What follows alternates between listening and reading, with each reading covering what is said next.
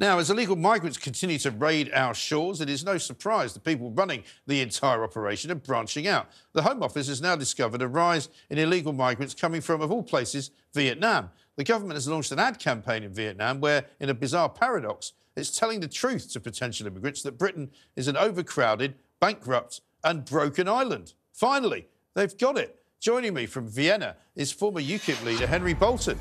Henry, a very good evening to you. Very much appreciate you joining us from so far away. This is a strange one. I mean, we've previously seen Vietnamese people trafficking going on sort of on lorries. We had that terrible case, didn't we, that came into the British Isles, if you like, via Ireland, came over from Belfast, ended up somewhere in Essex, where, unfortunately, all of the people in the back of the lorry were dead. Many of them, I think, most of them had come from Vietnam. What's going on? Surely the trip from Vietnam is a long one. Yes, Mike. I mean, they haven't come by boat all the way from Vietnam, of course. But no, what happens? The way that this works, there's not one group that moves these people all the way from Vietnam to the UK. What happens is that they enter back in Vietnam. They enter a people smuggling facilitation, if you like. Then they're taken a certain, or that movement is facilitated for a certain distance, maybe to the border or to another country, where they are given a telephone.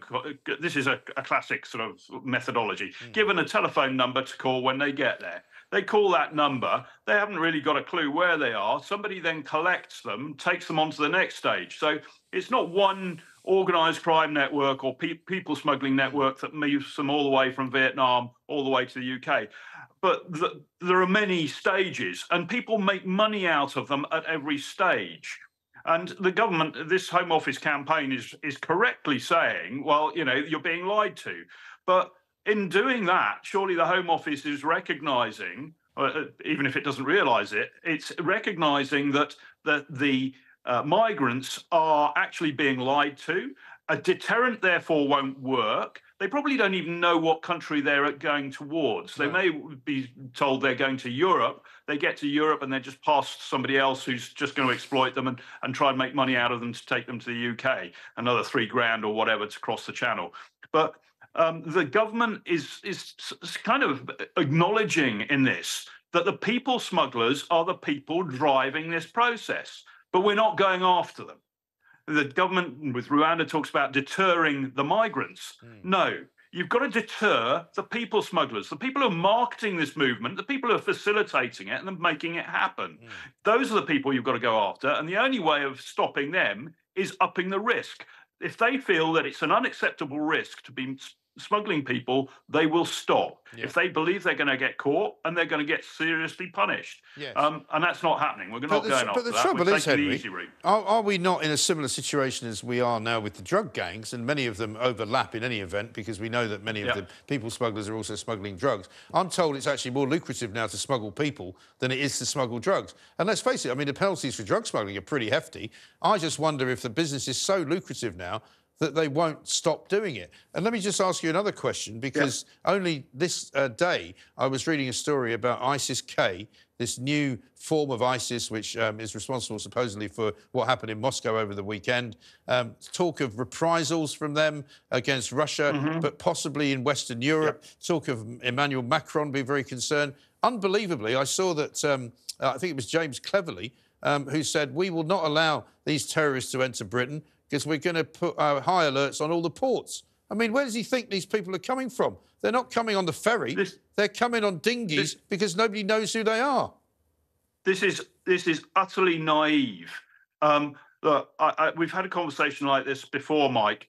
I was involved in an operation in which we detected 4 people who were working for an Islamist terrorist organization who were infiltrated into a people smuggling network as migrants, and they then ended up being moved through that people smuggling network to Norway. They were facilitated with, or provided with, Norwegian driving licenses, ID cards and passports en route.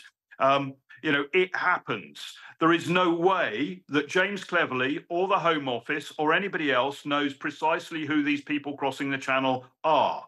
And if you let any of them in, you are potentially letting in a terrorist. We know that. The government knows that. The intelligence agencies know that. This is a matter of national security, and it's a matter of choice. Now, I'm not saying that they're all terrorists. No. That's not the case. Well, it doesn't matter, though. There's thousands of them. Only 2 or 3 have to be terrorists. Correct. Only one needs to be a terrorist, Mike. And we've got previous occasions where asylum seekers in this country and in mainland Europe have committed terrorist attacks. Yeah.